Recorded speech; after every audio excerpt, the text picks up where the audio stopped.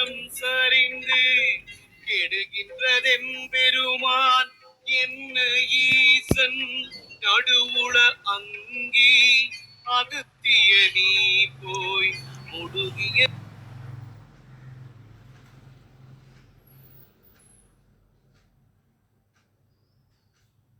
வையத்து முன்னிரன்றானே அங்கி உதயம் வழக்கும் அகத்தியன் அங்கி உதயம். அனைவருக்கும் இனிய காலை வணக்கங்கள். ஓம் திருமூலர் திருவடிகள் போற்றி போற்றி. திருமந்திரம் 4ஆம் தந்திரம் 8வது அத்தியாயமாகிய ஆதார ஆதேயம். இதில் 1163வது மந்திரம் என்று நாம் சிந்திக்க உள்ளோம். அம்மனை பற்றி, சக்தியை பற்றி அழகாக அவர் விவரிக்கின்றார். அந்த பாங்கு அலாதியானதுதான். பெருத்த மலைகளை உடையவள், மென்மையான இடையை உடையவள், புள்ளிகள் பரவிய தேமலை உடையவள், தூய மொழி பேசுபவள், மயில் தொகை போன்ற மெல்லிய அடிகளை உடையவள். இத்தகைய சக்தியை அடைந்ததால் விளைந்த இன்பத்தை எடுத்துக் கூற இயலாது என்று விவரிக்கின்றார் திருமூல நாயனார். மிக்க நன்றி. வாருங்கள் ஐயா. ரத்னகுமார் ஐயா, வணக்கம். நன்றிங்க. திருச்சிற்றம்பலம். திருமூலர் திருவடிகள் போற்றி போற்றி. திருமூலரின் திருமந்திரத்தில் 4ஆம் தந்திரத்தில் 8வது அத்தியாயம் ஆதார ஆதாயம் பாடல் 1163 பார்த்து கொண்டிருக்கின்றோம். பாடல் ஒலிக்கின்றது. புத்து முளைச்சி குழைந்த மருங்கினள் துத்தி மிகுந்த சுணங்கினள் தூமொழி புத்தக சீரடி பாவை உணர்வினை தொத்த கருத்து சொல்லுகிறேனே. புத்து முளைச்சி குலைந்த மருங்கினள் துத்தி விரிந்த சுணங்கினள் தூமொழி பொத்தக சீரடி பாவை புணர்வினை தொத்த கருத்தது சொல்ல இல்லேனே. இதன் விளக்கமாக சரவணனையா தளத்திலிருந்து, திண்ணிய முளைகளையும் சங்கு போல வளைந்து செதுக்கிய போன்ற இடுப்பையும் விருப்பத்திற்கேற்ப பாம்பின் தலை போல விரிந்து சுருங்கும் உடலையும் தூய்மையாக சொல்கின்ற இதழ்களையும் மயிலின் இறகு போன்ற மென்மையான திருவடிகளையும் பேரழகு பொருந்திய பெண்ணம்சத்தையும் கொண்டிருக்கும் சக்தியாக சாதகரை மாறி இரவியோடு கலந்து இருக்கும் தன்மையை எம்மால் வார்த்தைகளில் விவரித்து சொல்ல இயலாது. அதாவது நேற்றைய பாடலில் சொல்லபடி இரவியோடு சேர்ந்திருந்து உலகத்தை தாங்கிக் கொண்டிருக்கும் இறைவியின் காரியங்களை செய்யும் சாதகர்கள் இறைவியின் அம்சங்களோடு வீற்றிருந்து செய்கின்ற நிலையை எம்மால் விவரித்து சொல்ல இயலவில்லை என்று அருள்கிறார். இந்த பாடலின் தத்துவ விளக்கமாக, இறைவியின் அம்சங்களில் திண்ணிய முளைகள் என்பது உயிர்களுக்கு தேவையான அனைத்தையும் அளிக்கும் அமிழ்த பால் நிறைந்து இருப்பதை குறிக்கும். சங்கு போல வளைந்து செதுக்கியது போன்ற இடுப்பு என்பது அண்ட சராசரங்களையும் அதன் தன்மைக்கேற்ப தாங்கி இருப்பதையும் குறிக்கும். பாம்பின் தலை போல சுருங்கி விரியும் உடல் என்பது உலகங்கள் அனைத்தையும் தாங்கும் போது தேவைக்கு ஏற்ப தனது உருவத்தை விரிக்கவும் சுருக்கவும் கூடியவளாக இருப்பதை குறிக்கும். மயிலின் இறகு போன்ற மென்மையான திருவடிகள் என்பது அடியவர்களின் மனதை இனிமையாக வருடி அருளுவதை குறிக்கும். பேரழகு பொருந்திய பெண் என்பது அனைத்தையும் பெண் தன்மையிலிருந்து இறைவியின் சக்தி செயலாற்றுவதை குறிக்கும். அப்படின்னு கொடுத்துருக்காங்க. அருணை வடிவேல் முதலியார் ரொம்ப சுருக்கமா ஒரே வரியில இந்த பாடலுக்கான விளக்கம் சொல்லியிருக்காங்க. அதாவது, சக்தி பெண்ணியல்புகள் பலவும் தோன்ற நின்று சிவனை மணந்ததில் உள்ள கருத்து சொல்லதற்கரியதான். அந்த ஒரே வரியில அந்த பாடலுக்கான இதை கொடுத்துட்டு இதுக்கு குறிப்புரையா என்ன கொடுத்துருக்காங்க அப்படின்னா, துத்தினா பாம்பின் படப்பொறி, விரிதல் அப்படின்னா பரத்தல், துத்தி போல விரிந்து சுணங்கு எனவும் புத்தகம் போலும் சீரடி எனவும் விரித்துக் கொள்க, தொத்தல்னா பற்றுதல், தொகுத்த என்பதன் விகாரமாக கொண்டு உள்ளீடான என்று உரைப்பினும் அமையும். சக்தி சிவங்களது குறிப்பு முழுதும் உயிர்களால் அறிதல் கூடாது என்பதாம். புனர்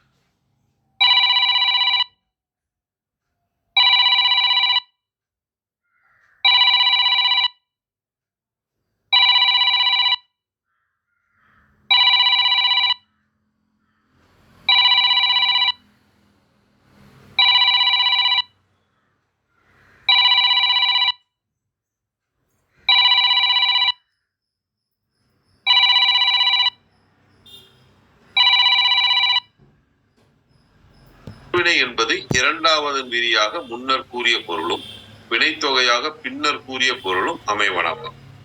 இதனால் சிவம் சக்திகளது ஆதார ஆதேயங்களாய் நிற்கும் அருட்பெருமை கூறப்பட்டது அப்படின்னு கொடுத்திருக்காங்க.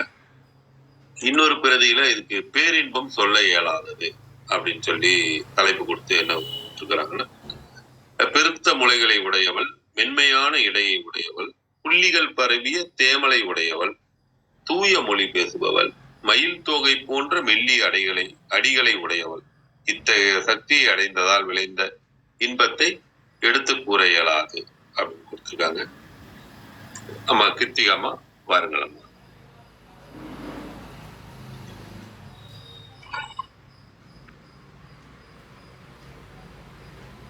கிருத்திகாமா வணக்கம்.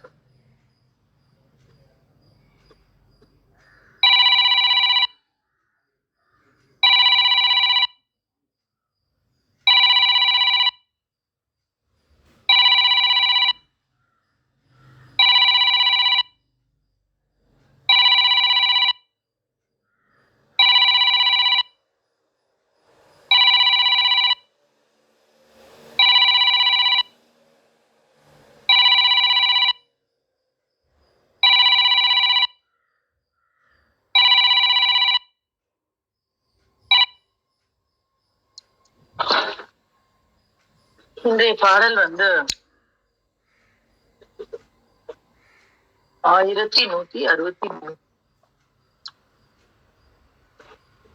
என்னுடைய தெளிவுக்காக நான் ஒரு முறை வாசிக்கிறேன்.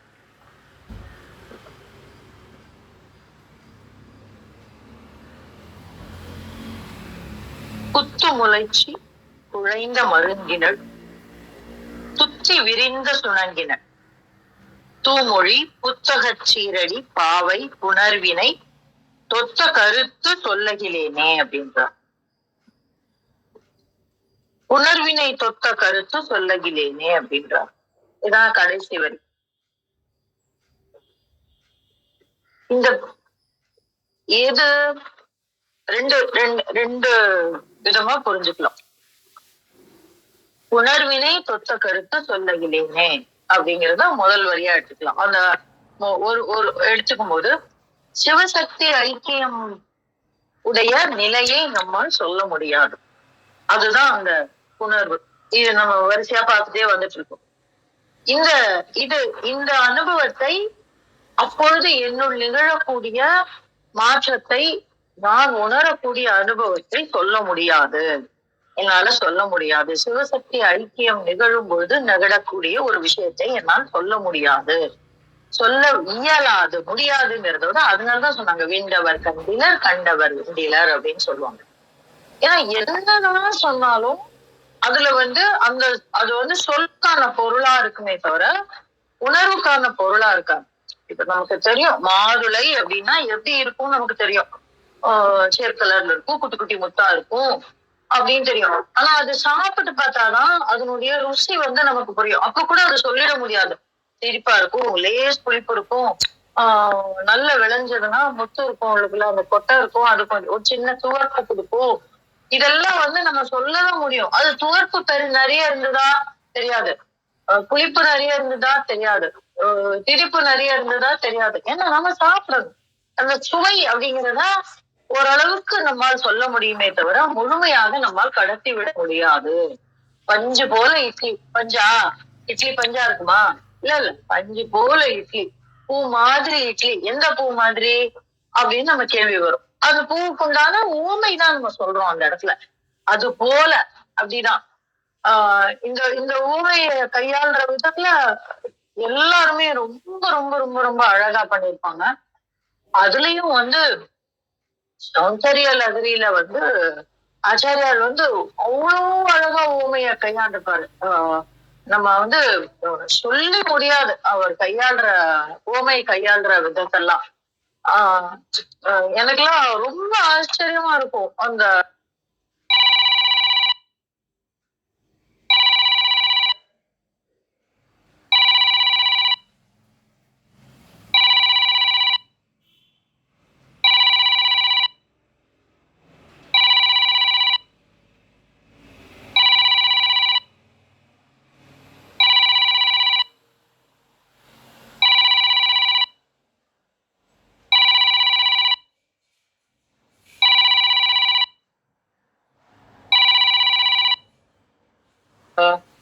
விஷயம் பார்க்கும் பொழுது என்ன சொல்வார், நம்ம எல்லாம் என்ன சொல்லுவோம், ஆஹ் அந்த இறைவனுடைய காலடி தாமரை அப்படின்னு நம்ம சொல்லுவோம், தேவியினுடைய காலடி தாமரை அப்படின்னும். அவர் சொல்றாரு, தாமரை எப்படி நான் உனக்கு ஓமை சொல்றது. என்னால ரொம்ப ஆச்சரியமா இருந்தது அத ஆஹ் அனுபவிக்கும் போது, அதை வாசிக்கும் போது, அதை அறிந்து கொள்ளும் பொழுது என்ன ஆச்சு, எப்படி தாமரை தானே சொல்ல முடியும், எப்படி வந்து தாமரைய வந்து அவளுக்கு ஓமையா சொல்ல முடியாது அப்படின்னா அவர் சொல்றாரு அடுத்தாப்புல, அது சூரியன் பார்த்து மலரும், சூரியனை போன உடனே பூங்கிடும், உன்னோட தாமரை அப்படியா சதா சர்வ காலமும் பக்தர்களுக்காக விரிந்தே இருக்கிறது, அப்ப எப்படி நான் உன்னுடைய பாத கமலத்தை வந்து நான் வந்து தாமரைக்கு ஓவா சொல்றேன். காலகாலம் நம்ம சொல்ற ஓமை இது. ஆனா அவர் வந்து ரொம்ப அழகா அந்த விஷயத்த கையாண்டிருப்பாரு. அப்போ எப்படி இந்த இந்த மாதிரி உணர்வு எல்லாம் அது வந்து அந்த அந்த பக்தி ரசத்தில் பெருகியவர்களுக்கு அந்த நோக்கத்துல இறையோடு இயைந்து அந்த அந்த மாதிரியான ஒரு உணர்வினை பெற்றவர்களுக்கு உண்டான ஒரு அனுபவம். அப்ப அந்த அனுபவத்தை சொல்றாரு. என்ன சொல்றாருன்னா, உணர்வினையொத்த கருத்து சொல்லகிலேனே, எனக்கு சொல்ல முடியாது, உன்னுடைய சிவசக்தி ஐக்கியத்தை சொல்ல முடியாது. இந்த உயிர் இந்த ஆன்மாவோடு இணைந்து அந்த சிவத்தோடு ஒன்றக்கூடிய அந்த உணர்வு, இதுதான் இரண்டாவது பொருள். ஒண்ணு வந்து சிவன் சக்தியோடு சேர்வது, இல்ல சக்தி சிவத்தோடு சென்று சேர்வது அப்படிங்கறது ஒரு விஷயமா எடுத்துக்கலாம். இன்னொரு விஷயம், இந்த உயிர் இந்த ஆன்மா இந்த இந்த இந்த இந்த இந்த பிறவி எடுத்திருக்கக்கூடிய இந்த உடம்பில் இருந்து நாம் அனுபவிக்கக்கூடிய பேரின்பம், அந்த அந்த இறைபரம்பொருளோடு ஒன்றக்கூடிய அந்த புணர்வினை ஒத்த கருத்து சொல்லகிலேனே, அந்த அந்த நேரத்துல என்ன எப்படி இருந்தது அப்படின்னு என்னால சொல்ல முடியாது அப்படின்னு சொல்லக்கூடிய ஒரு பாடல். இது வந்து கடைசி வரி. அப்ப அதற்கு முன்னாடி என்ன சொல்றாரு, எதனால நம்ம வந்து இத சொல்றோம் அப்படின்னாக்க, இதுதான் அப்படின்னு எப்படி நம்ம புரிஞ்சுக்கலாம் அப்படின்னா, அதுக்குதான் அந்த முன்னாடி நான் 3 வரிய சொல்றாரு. என்ன சொல்றாரு, குத்து முளைச்சி குழைந்த மருங்கினள் துத்தி விரிந்த சுணங்கினள் தூமொழி புத்தக சீரடி பாவை அப்படின்னு சொல்றாரு. அப்போ இந்த இடத்துல வந்து குத்து முளைச்சி, இதை நம்ம ஏற்கனவே பார்த்திருக்கோம். கன்னி அப்படின்னு சொல்றதுக்கு உண்டான ஒரு ஒரு ஒரு அடையாளம் இது. குத்து முளைச்சி அப்படின்னா நம்ம எல்லாருக்குமே தெரியும். பெண்களுடைய முலைகள் வந்து எப்படி இருக்கும் அப்படின்னாக்க, உண்ணாமுலை, அந்த அவள் அவள் அவள் வாழையின் வடிவானவள். அப்ப அந்த கைப்படாத முலை, அந்த அந்த கன்னி இளம் கன்னி ஆனவளுடைய முலை எப்படி இருக்குன்னா புத்து முளைச்சு அப்படி நிமிர்ந்து நிற்கக்கூடியது. ஒரு குழந்தை பிறந்தாச்சு இல்ல திருமணம் ஆயாச்சுனாலே அவளுடைய முலை தளர துவங்கும். அப்புறம் குழந்தை பிறந்தாச்சுன்னா இன்னும் தளர துவங்கும். நீங்க பார்த்திருக்கலாம், இந்த கிராமங்கள்ல பார்த்திருக்கலாம், அப்படியே தொங்கு முலை இருக்கக்கூடிய பெரும் ஆட்சிகளை காட்சிகளை வந்து நம்ம பார்த்திருக்கோம். அப்போ இந்த இந்த முலை என்பது அவளுடைய வயதை குறிக்கக்கூடிய ஒரு ஒரு அடையாளம். அப்போ இந்த இடத்துல என்ன சொல்றாரு, குத்து முளைச்சி அப்படின்னு சொல்லும் பொழுது 2 குழைந்த மருங்கினள் அப்படின்னு அடுத்த வார்த்தையில சொல்றாரு. இது இரண்டுமே அவளை, நம்ம முன்னாடி பாடல்ல பார்த்தோம் பாத்தீங்களா, என்ன பார்த்தோம், ஆலிக்கும் கன்னி அறிவை மனோன்மணி அப்படின்னு பார்த்தோம் இல்லையா. அந்த மாதிரி இதுவும் வந்து அறிவு, அவளுடைய வயதை சொல்லக்கூடிய, அவளுடைய நிலையை சொல்லக்கூடியது. அவளுடைய நிலை அப்படின்னு சொன்னாதான் நம்மளுடைய உடலில் இருக்கக்கூடிய நிலைகள்.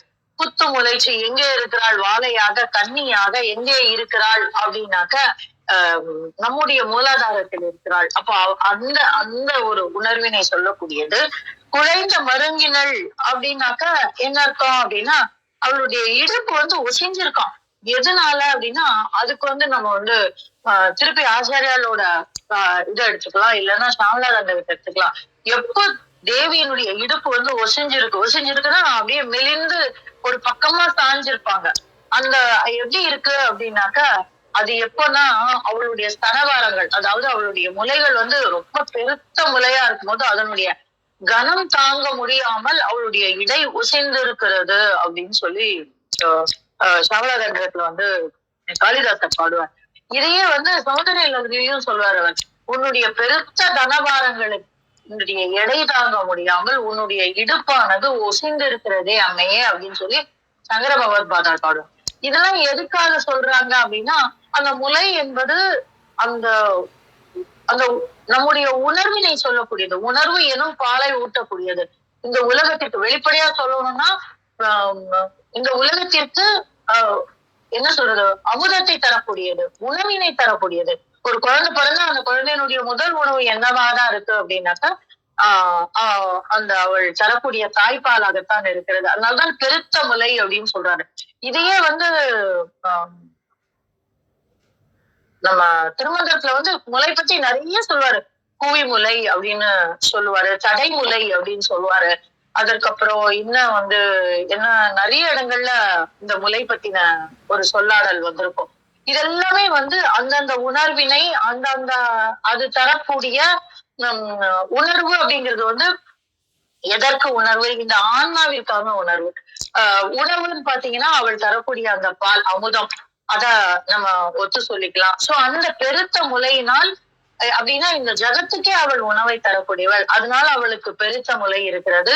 அந்த முலையின் பாரம் தாங்காமல் இடையானது ஒசந்து இருக்கிறது அப்படின்னு சொல்லும்போது, எப்போ இந்த குச்சி முலை பெருத்த முலையாக மாறும் அப்படின்னாக்க அவள் அந்த கன்னி என்கின்ற நிலையிலிருந்து மாறி ஐக்கியத்திற்கு பிறகு, சிவசக்தி ஐக்கியத்திற்கு பிறகு மங்கை எனும் உருவில் அவள் இந்த உலகத்திற்கு தாயாக பரிணமிக்கும் பொழுது அப்படிங்கிற ஒரு உணர்வை நம்ம புரிஞ்சுக்கலாம். அதனாலதான் இந்த இடத்துல குத்து முளைச்சி குழைந்த மருங்கினள் அப்படின்னும் நம்ம இந்த இடத்துல அதையும் அதோடு தொடர்பு கொடுத்தி, எப்பொழுது அவள் குழைந்த மருங்கினளாக இருப்பாள், மங்கையாக இருக்கும் பொழுது அப்படின்னா.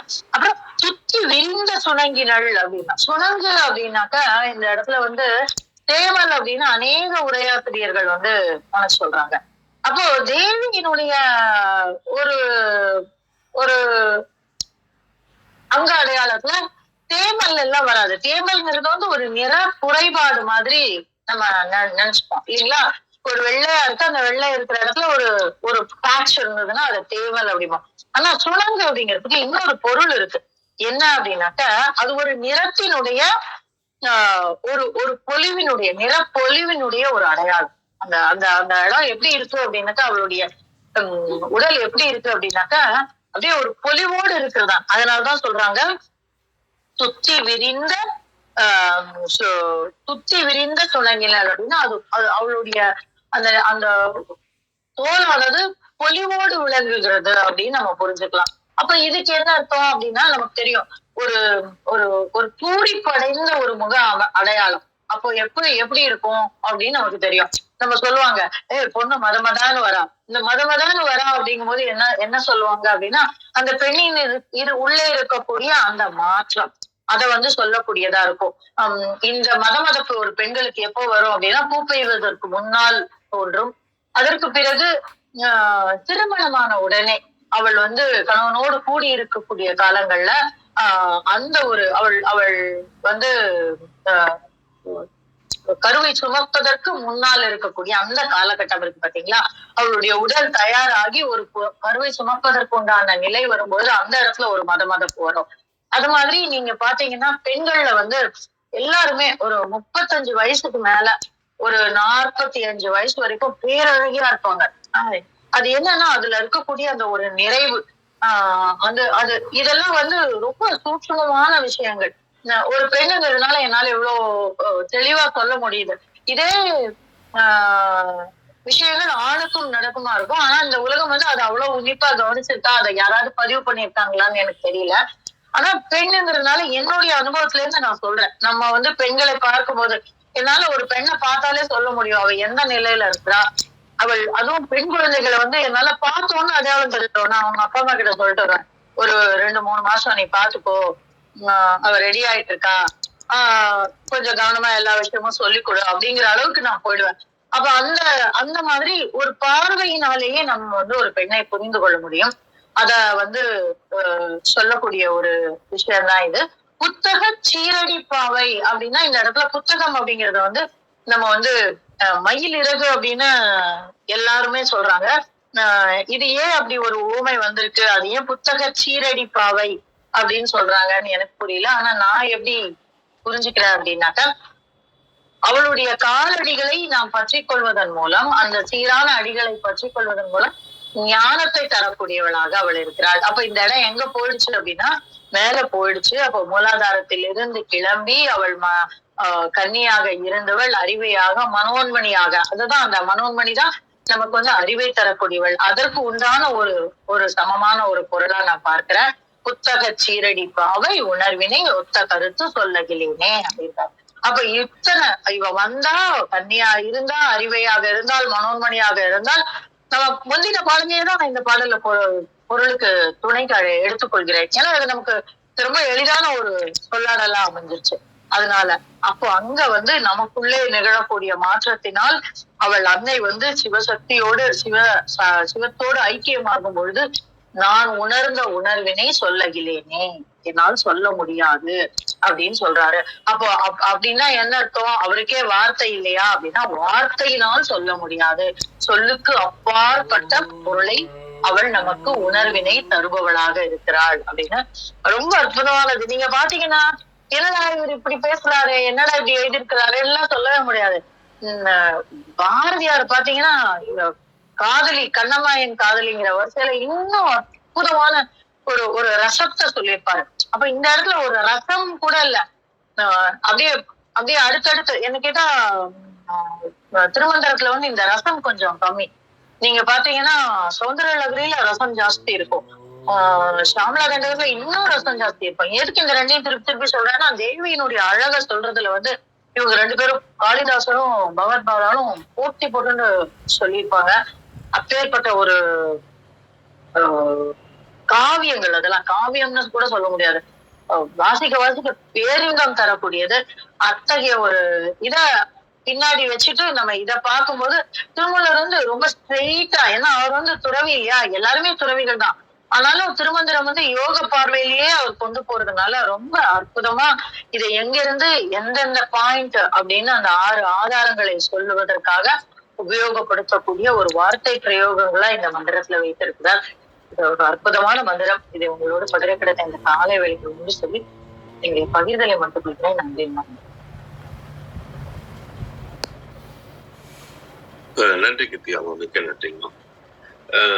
நீ காலையில இந்த பாடலை பத்தி அத்தனாரையா பேசிட்டு இருக்கும்போது அவரு இது நிறைய ரெஃபரன்ஸ் கொடுப்பாரு. நம்ம இதெல்லாம் பாருங்க அப்படின்னு சொல்லி கொடுப்பாரு. அப்படி திருப்பாவை 19வது பாடல், திருவாம்பாவை 4வது பாடல், இன்னும் திருவருட்பால இருக்கிற இது அபிராமி அதில இருக்கிற ஒரு பாடல், இதெல்லாம் ரெஃபரன்ஸ் சொல்லி பேசிட்டு இருக்காரு. அதுல அபிராமி அந்தாதியில அந்த 42வது பாடல் சொல்லி சொன்னாரு. நான் இன்னைக்கு அதை இங்க பதிவு பண்ணணும்னு விரும்புறேன். அந்த பாடலுக்கான விளக்கமா முகநூல்ல பிரம்மரிஷியார் அப்படிங்கிறவர், இப்ப அம்மா பேசின அந்த நிறைய விஷயங்கள், அந்த கிருத்திகா அம்மா பேசின நிறைய விஷயங்களும் அந்த இதுல வருது. நான் இதை முடிச்சுட்டு அடுத்தது இந்தியா அம்மா வந்திருக்காங்க, போயிடலாம். இது நிச்சயமா இந்த இடத்துல பதிவு பண்ணணும்னு நினைக்கிறேன். அதனால நான் படிச்சிடறேன். நான் ஆமா, நான் சொல்ல விட்டுட்டேன், பூமலை யாமலை கோமலை அது சொன்னாருமா. ஆனா அந்த பாடலுக்கான விளக்கம் அவர் பிரம்மரிஷியார் கொடுத்திருக்கிற விளக்கம் இருக்குங்களே, அது அவர் எழுதும் போது கொடுத்திருக்கிற விளக்கத்தோட நான் இந்த கேள்வி நாணம் இந்த இதுல வர நீங்களாம் சொல்லிடுற இந்த சைவத்தை புரிஞ்சதுக்கு அப்புறம் தான் அவர் எழுதுறத என்னால இன்னும் கொஞ்சம் நல்லா உள்ள வாங்கிக்க முடியுது. அதனால அவர் எழுதுனதை நாம இந்த இடத்துல படிக்கிறது சரியா இருக்கும்னு நினைக்கிறேங்க. படிச்சிடறேங்கம்மா, அதை படிச்சிடறேங்கம்மா. இடம் கொண்டு விம்மி இணை கொண்டு இறுகி இலகி முத்து வடம் கொண்ட கொங்கை கொண்டு இறைவர் வலிய நெஞ்சை நடம் கொண்ட கொள்கை நலம் கொண்ட நாயகி நல்லறவி படம் கொண்ட அல்குல் பனிமொழி வேத பரிமுறையே. இந்த பாடலை காணும் முன் ஒரு தெளிவினை பெற்றுக் கொள்ளல் வேண்டும். மானிட சுபாவத்தை கடந்த ஞான நிலையில் இந்த பாடலை அணுக வேண்டும். பெரும் தத்துவார்த்த ரீதியானது அது. மானிட குணங்களுக்கும் சிந்தனைகளுக்கும் மயக்கத்துக்கும் அப்பாற்பட்ட ஏகாந்த நிலை அது. ஆம், ஒரு பெண் ஆணுக்கு கிளர்ச்சி ஊட்டக்கூடியவள். அதிலும் ரகசிய ஸ்தானம் மார்பகம் இரண்டுமே ஆசைகளை ஆணுக்கு தூண்டிவிடக்கூடியவை.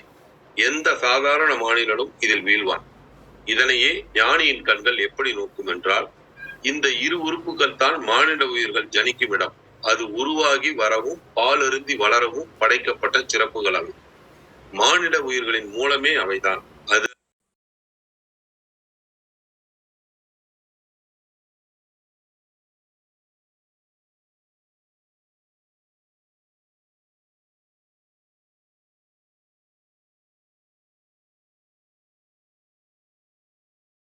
அன்றி மானிடரிடம் இல்லை என கடந்து செல்வார். சாதாரண மனிதனின் பார்வைக்கும் ஞானியின் பார்வைக்கும் உள்ள பெரும் வித்தியாசம். இதே காட்சியினை குழந்தை நோக்கினால் அதற்கு எந்த விகல்பமும் ஏற்படாது. அது ஞானியாகவும் நோக்காது, காம உணர்வும் கொள்ளாது.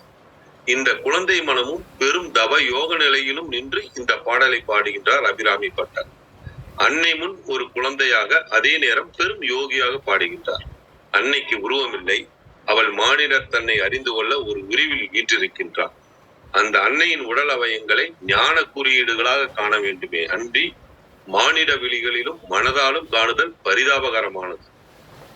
பட்டர் அன்னை முன் ஒரு குழந்தை பார்வையில் அதே நேரம் யோகத்தின் உச்சத்தில் பாடுகின்றார். இடம் கொண்டு விம்மி இணை கொண்டு இறுகி இலகி என்பது முதல் வரி. இவ்வரிக்கு பரந்த இடத்தில் பருத்து ஒரே அளவாக பொருந்தி தளர்ச்சியின்றி இறுக்கமாக அதே நேரம் மென்மையான மார்புகளை கொண்ட என பொருள். அன்னையின் தலங்கள் என்பது பரஞானத்தையும் அபரஞானத்தையும் குறிப்பவை. பரஞானம் என்றால் கடவுளை பற்றிய ஞானம், அபரஞானம் என்றால் லௌகீக வாழ்வின் ஞானம். சம்பந்தருக்கு அன்னை ஞானப்பால் கொடுத்தது என்பது இந்த ஞானமே. கொஞ்ச நாளைக்கு முன்னாடி பரஞானம் என்னென்ன அபரஞானம் என்னன்னு நம்ம குரூப்ல ஒருத்தர் கேட்டிருந்தார். அன்னையின் தோற்றத்தை சிலையில் இப்படி கண்டு பாடும் பட்டர் தொடர்கின்றார். முத்து வடம் கொண்ட கொங்கை மலை கொண்டு என்கின்றார். அதாவது மலை போன்ற பரந்த பெரிய மார்புகள் மேல் முத்துக்கள் மாலை மாலையாக சாத்தப்பட்டிருக்கின்றன என்பது பொருள். அடுத்து இறைவர் வலிய நெஞ்சை நடம் கொண்ட என்கின்றார். இறைவன் என்பது இங்கு சிவனை குறிக்கும். சிவன் இரும்பு போன்ற நெஞ்சம் கொண்டவர், மன்மதனையே எரித்து அந்த ஆசையினையே வென்றவர். அப்படிப்பட்ட சிவனே அன்னையின் மனதுக்கு ஆடுவார் என்கின்றார் பட்டர். சிவனுக்கு தானு என்று பெயர். தானு என்றால் அசையாதவர், எந்த நிலையிலும் அசைந்து கொடுக்காதவர் என பொருள்.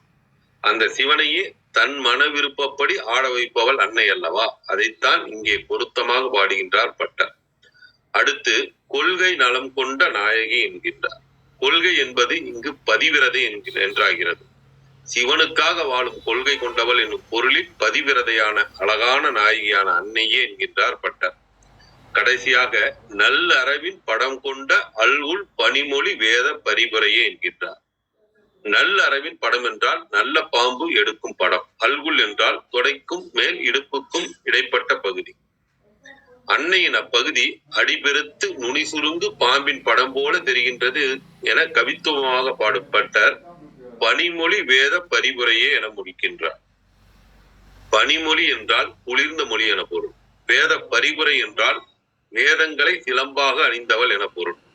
பாம்பின் படம் போல அழகான அல்குல் உடைய அன்னையின் காலில் வேதங்கள் சிலம்பாக ஒலிக்கின்றன என்பதோடு பாடலை முடிக்கின்றார் பட்டர். அன்னை இனிய மொழி கொண்டவள் என்பதை நிஜ சல்லாப மாதுரிய வினர்பசித கச்சபி என்பார்கள். அதாவது அன்னையின் இனிமையான மொழியில் சரஸ்வதியின் கச்சபி எனப்படும் சரஸ்வதி தேவியின் வீணையும் தோற்றது என்பது புராணம். சௌந்தரியலகரி சொல்கின்றது. சிஞ்சானமணி மஞ்சீர மண்டித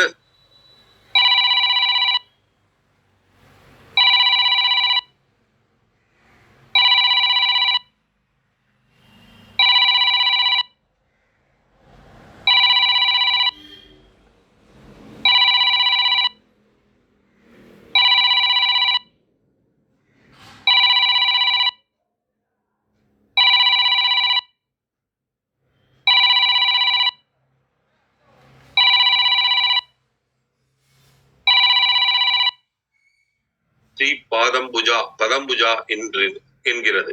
அதற்கு சப்திக்கின்ற மணிகளையுடைய சிலம்புகளால் அலங்கரிக்கப்பட்ட திருவடி தாமரைகளையுடையவள் என பொருள். ஆக பாடலின் பொருள் இதுதான். தகுந்த இடத்தில் இருந்து கொண்டு பெருமிதத்தால் விம்மி ஒன்றிற்கொன்று இணையெனும்படியாக அமைந்து இறுகியும் அதே நேரத்தில்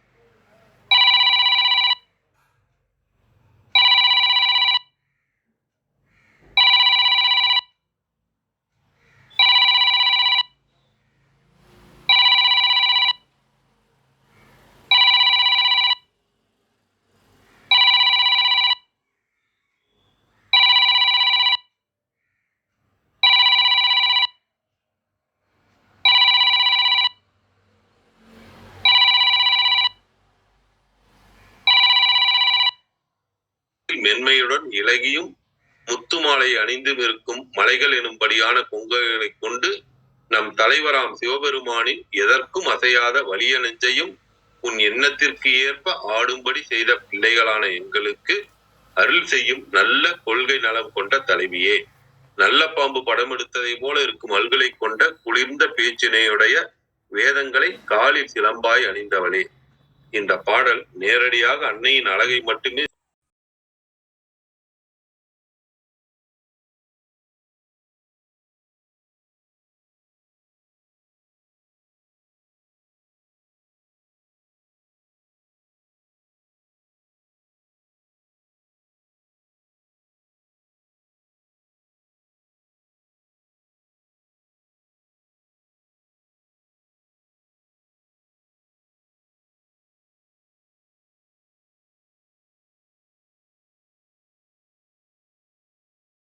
சொன்னாலும் மறைமுகமாக அது பெரும் ஞானத்தை போதிக்கின்றது.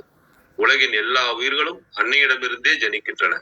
அன்னையே அவற்றுக்கு அமுதூட்டி வளர்க்கின்றார்.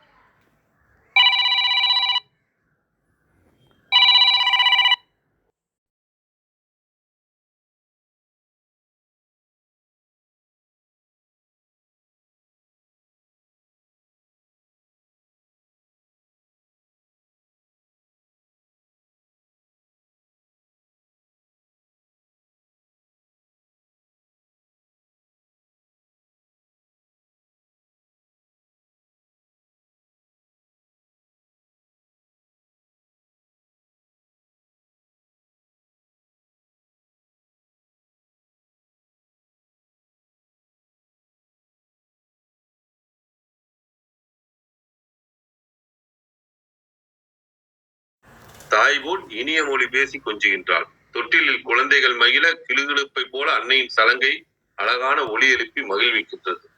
அன்னையே உலகில் எல்லா உயிருக்கும் தாய். சிவனின் பத்தினியான அன்னையே எல்லா உயிர்களும் பிறக்கவும் வளரவும் ஒரே மூலம். நாமெல்லாம் அவள் குழந்தைகள் என மகிழ்ந்து உருகி பாடுகின்றார் பட்டர். வானிலை சாஸ்திரத்தின் படியும் கோல் சாரங்களின் படியும், அதாவது ஆடி மாதத்தை பத்தி சொல்றார். சூரியனும் சந்திரனும் கூடும் மாதம், அந்த விளைவால் மழை கொட்டும் மாதம். மழையே மண்ணில் விழுந்து மானிடர் மட்டுமல்ல எல்லா இனங்களையும் உருவாகி வளரவும் வைக்கின்றது. அந்த மலைத்துளி பூமியில் பட்டால் புல் முதல் பல உயிர்கள் தானே உருவாகின்றன. அதிலிருந்து பல உயிர்கள் உருவாகி வருகின்றன. எல்லாவற்றுக்கும் ஆதாரமும் தொடக்கமானதும் தொடர்ந்து வாழ வைப்பதுமான அந்த மலை, அந்த பெரும் சக்தியினேதான் சக்தி தேவி என்கிறார்கள். உலகின் தாய் என்கிறார்கள். உலக உயிர்களை பெற்றெடுப்பவளும் ஊட்டி வளர்ப்பவளும் அவளே என்கின்றார்கள் இந்து ஞானிகள். அதைத்தான் இங்கே பாடலாக சொல்கின்றார் அபிராமி பட்டர். அப்படின்னு இன்றைய நாம பார்த்துட்டு இருக்கிற பாடலுக்கும் இந்த பாடலுக்கும் இருக்கிற ஒற்றுமை அவர் அர்த்தநாரையா சொன்னாரு. அதற்கான ஒரு விளக்கமா விந்தியாமா பொதுவாக சொல்லுவாங்க. அவங்களுடைய நேரத்தை நான் எடுத்துக்கிட்டேன்னு நினைக்கிறேன். நன்றி, நன்றி அர்த்தநாரையா, நன்றி கிருத்திகா அம்மா. விந்தியாமா வாருங்களம்மா.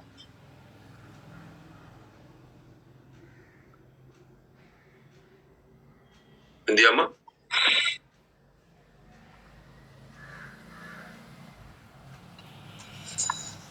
அனைவருக்கும் வணக்கம்.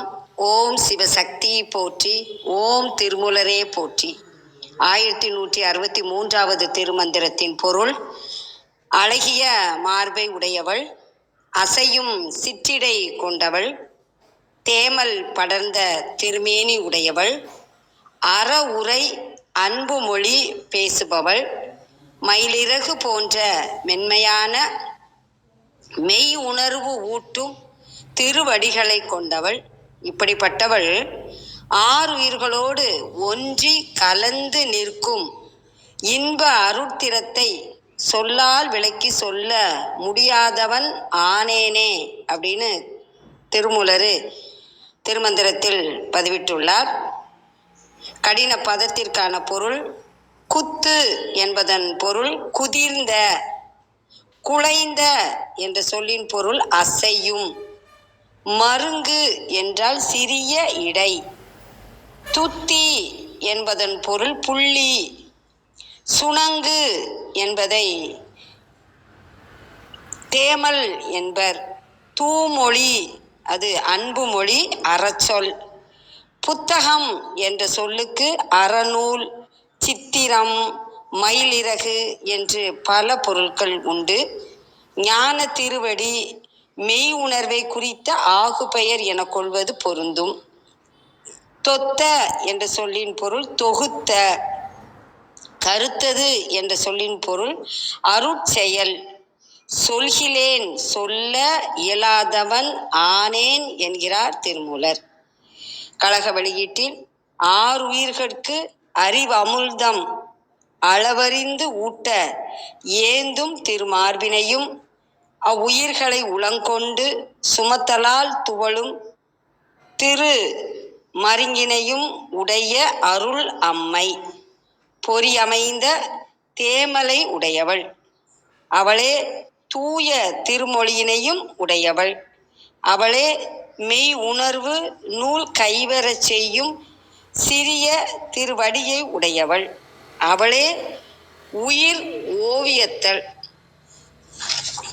அவள் மறவா நினைவுடன் ஆறுயிரோடு ஒன்றாய் வேறாய் உடனாய் புணர்ந்து நிற்கும் பழமையான திருக்குறிப்பினை புகழும் ஆற்றல் இல்லேன் என்கிறார் திருமூலர்.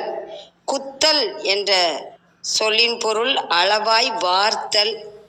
தொத்த என்பதன் பொருள் பழமையான. துத்தி என்ற சொல் பொறிகளை உடைய என்று பொருளாகிறது. புத்தகம் என்ற சொல் இந்த திருமந்திரத்தில் மயிலிறகு போன்ற மென்மையான என்று பொருளை உணர்த்துகிறது. மாணிக்கவாசகர் அருளிய திருவாசகம். இந்த பாடல் சிவபெருமானுடைய அருள் தன்மையை மிகவும் சிறப்பாக எடுத்துரைக்கிறது. சிவசக்தி அவங்களுடைய அருளை நினைத்து நாம் திருமந்திரத்தை வாசித்து கொண்டு வருகின்றோம், பொருள் உணர்ந்து கொண்டு வருகின்றோம். அதில் காருண்யத்திரங்கல் அந்த தலைப்பில் 69வது பாடல் தீர்ந்த அன்பாய அன்பருக்கு அவரினும் அன்ப போற்றி பேர்ந்தும் என் பொய்மை ஆட்கொண்டு அருளிடும் பெருமை போற்றி வார்ந்த நஞ்சு அயின்று வானோருக்கு அமுதம் ஈ வள்ளல் போற்றி ஆர்ந்த நின் பாத நாயேற்கு அருளிட வேண்டும் போற்றி. அருமையான பாடல். தீர்ந்த என்ற சொல்லின் பொருள் முதிர்ந்த. பேர்ந்தும் என்றால் நீக்கியும். வார்ந்த நஞ்சு அயின்று இதன் பொருள் பெருகிய நஞ்சை உண்டு. ஆழகால விஷயத்தை சிவபெருமான் உண்டார். அந்த சிவபுராண கதை நாம் அறிந்ததே. ஆர்ந்த நின் பாதம் நீக்கமர நிறைந்துள்ள உனது வடிவம். உன் மீது அடியவர்கள் வைத்திருக்கும் அன்பு அதிகம். அதைவிட அதிகம் நீ அவர்கள் மீது வைத்த அன்பு. திருமூலரும் திருமந்திரத்தில் மந்திரமா அவர் பதிவிட்டுள்ளார். சிவபெருமான் மனிதர்களிடத்து கொண்ட அன்பின் காரணமாகவும் மனிதர்களை மதித்ததனால் படைத்துள்ளார் என்று பதிவிட்டுள்ளார். மாணிக்கவாசகரும் அதே தான் சொல்றாரு. எனது பொய்மை நீக்கி மெய்மை அளித்த பெருமை உனக்கு உண்டு. தேவர்கள் பார்க்கடல் கடைந்த போது தோன்றிய அமுதத்தை அவர்களுக்கு அளித்துவிட்டு நீயோ நஞ்சினை உண்டாய். நீ கொடையில் சிறந்தவன். நீக்கமர நிறைந்த உன் சொரூபத்தில் என்னை ஏற்றுக்கொள். கருணையின் உச்ச நிலை தியாகம். உலகத்தின் கெடுதல்களை எல்லாம் தான் ஏற்றுக்கொண்ட காரணத்தால் சிவனை தியாக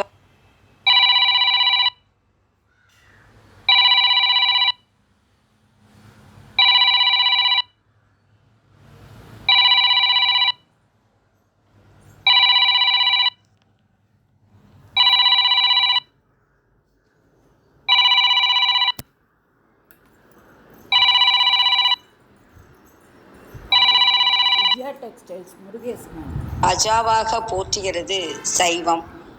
அனைவருக்கும் நன்றி, வணக்கம். சிவசிவ. திருச்சிற்றம்பலம். நன்றிங்கம்மா. நன்றி விஜயா. ஐயா அர்த்தநறியா வாருங்க. வணக்கம். முதல்ல ஒரு வேண்டுகோள், தீனதயாளன் நீங்க இதுல ஜாயின் பண்ணுங்க. ஏன்னா உங்களை அட்மிஷன்னே காட்டுது. அதனால நீங்க அட்மிஷன்னா ஃபீஸ் கட்டணும்ல, ஜாயின் பண்ணிடுங்க. அப்ப அப்படி காட்டாது. ஒண்ணு. ரெண்டாவது, வேற யாராவது ஏதாவது சொல்றாங்களா கேக்குறாங்களான்னு கேட்டுக்கலாம். அரண்கோ சார் இருக்காரு, லக்ஷ்மி இருக்காங்க, ஏதாவது சொல்றாங்களா?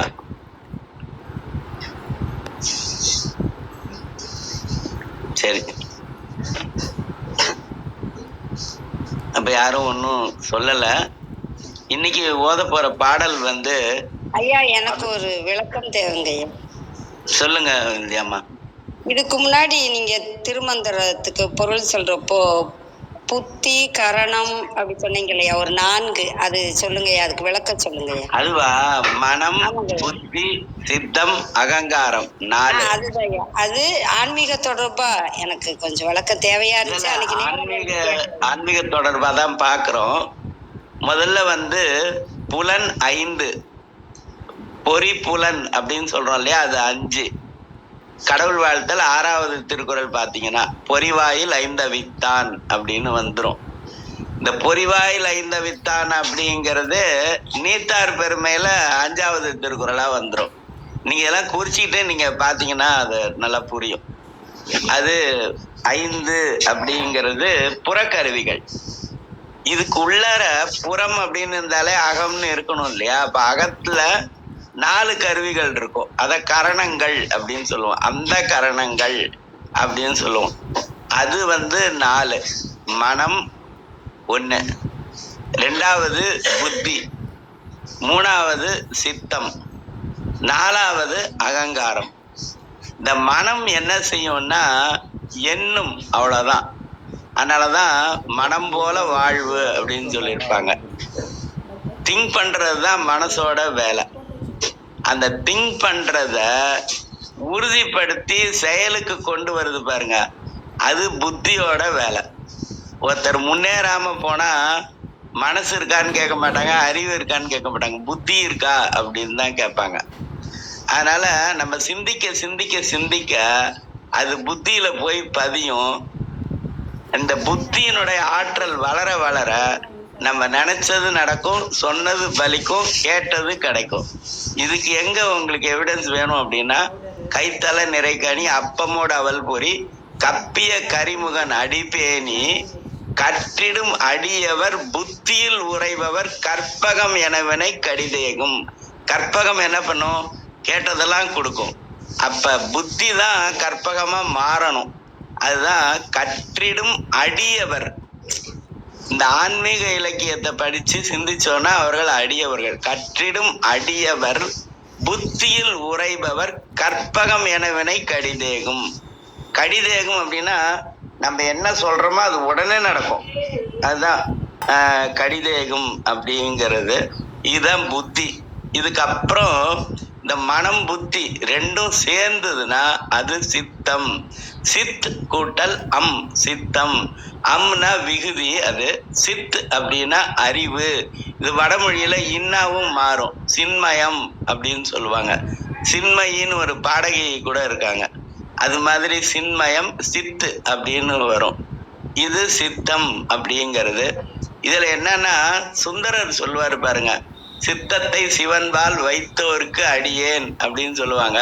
திருவருள் செல்வர்ல சித்தமெல்லாம் எனக்கு சிவமயமே, மனமெல்லாம் புத்தி எல்லாம்னு சொல்லல, சித்தமெல்லாம் எனக்கு சிவமயமே.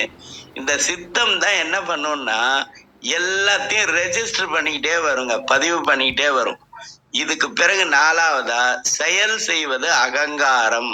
அதுதான் நமக்கு செயலை செய்யும் அப்படிங்கிறது. அதனாலதான் இது வந்து கண்ணுக்கு புலனாகாத கருவி. அதனால இது அந்த கரணங்கள்.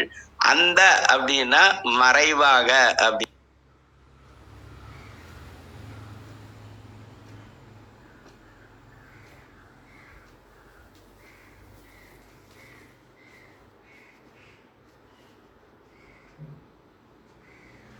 அர்த்தம். அதனால வந்து அந்த கரணங்கள் அப்படின்னு சொல்லுவோம். வைணவத்திலையும் பெருமாள் வந்து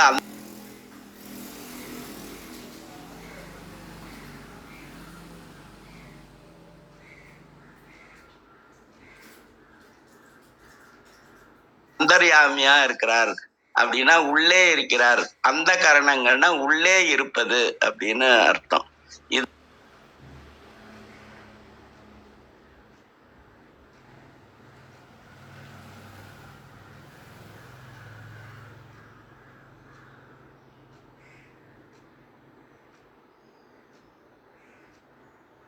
நாலு இன்னொரு நாள் பார்க்கலாம். இதுக்கப்புறம் பேசணும்னா ரொம்ப அதிகமாயிடும். அப்புறம் எல்லாரும் லீவ் குவைட்லயே தேடுவாங்க. அதனால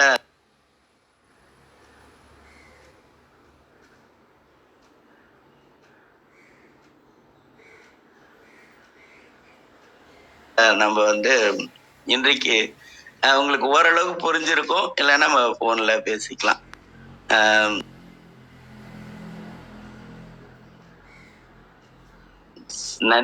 ஐயா தெளிவா சொன்னீங்க ஐயா, மிக்க நன்றிங்க ஐயா. சரி சரி சரி, தெளிவாயிட்ட ஐயா. நன்றிங்க ஐயா, நன்றிங்க. நன்றி. இப்ப இன்றைக்கு நம்ம ஓத வேண்டிய ஒரு பாடல் வந்து கிருத்திகா சொன்னாங்கல்ல, இந்த சௌந்தரிய லகரி அதுலெல்லாம் அதே மாதிரி அபிராமி அந்தாதியில அபிராமி பட்டர் 5வது பாடல்ல சொல்லியிருக்காரு. பொருந்திய முப்புரை செப்புரை செய்யும் புனர் முலையால் வருந்திய வஞ்சி மருங்குள் மனோன்மணி வார்சடையோன் அருந்திய நஞ்சமுதாக்கிய அம்பிகை அம்புயமேல் திருந்திய சுந்தரி அந்தரி பாதம் என் சென்னியதே. திருந்திய சுந்தரி அந்தரி பாதம் என் சென்னியதே. சிவா திருச்சிற்றம்பலம். நன்றி. ஐயா நீங்க சொன்ன திருக்குறள் இதுதான் ஐயா. பொறிவாயில் ஐந்தவித்தான் பொய்தீர் ஒழுக்க நெறி நின்றார் நீடு வாழ்வார். அது ஒண்ணு. அப்புறம் நீட்டார்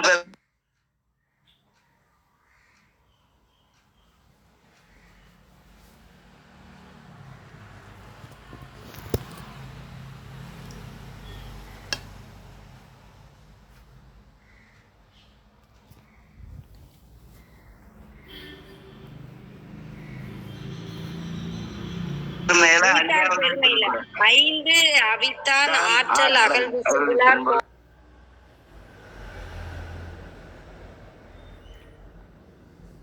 இந்திரனே சாலும் கரி. அது ரெண்டையும் நீங்க கம்பேர் பண்ணி படிச்சு பாருங்க. நன்றி. சரிங்க, நன்றிங்க, நன்றிங்க. நன்றி நன்றி அர்த்தனாரியா பேசுன. அவர்கிட்ட எப்ப பேசினாலும் ஒரு குறிப்பெடுத்துக்கிறதுக்கு ஒரு இது வச்சுக்கிட்டே தான் பேசணும். அவர் சாதாரணமா தான் பேசிட்டு இருப்பாரு, ஆனா நிறைய சொல்லிக்கிட்டே இருப்பாரு. அதே போல எங்க இப்ப சொன்னாரு இல்லைங்களா, அப்புறம் நீங்க லீவ் பாயிண்ட்ல தேட ஆரம்பிச்சிருவீங்க அப்படின்னு, அந்த மாதிரி ஒரு நகைச்சுவை காலம் சொல்லிக்கிட்டே இருப்பார். நன்றி நன்றி அர்த்தனாரியா. நிறைவு கொண்டான்னு நினைக்கிறேன். திருமந்திரம் கேட்க ஓத பயில அறிவில் உணர்வில் தூய்மையும் ஆன்ம உணர்வும் துணிவும் சஞ்சலம் சங்கடமற்ற வாழ்க்கையும் சிவன் மீது உண்மையான உணர்வு பெறுதலும் கிட்டும். யாம் பெற்ற இன்பம் பெருகை வையகம் என்ற திருமூலரின் கூற்றுக்கிணங்க வந்திருந்து கருத்துக்களை பகிர்ந்து கொண்ட சான்றோர்களுக்கும் மெய்யன்பர்களுக்கும் மிக்க நன்றி. தளம் நிறைவடைகிறது. மீண்டும் நாளை காலை 6:30 மணிக்கு கேள்வி நாணம் ஆன்ம சுவாசம் நிகழ்வில் சந்திப்போம்.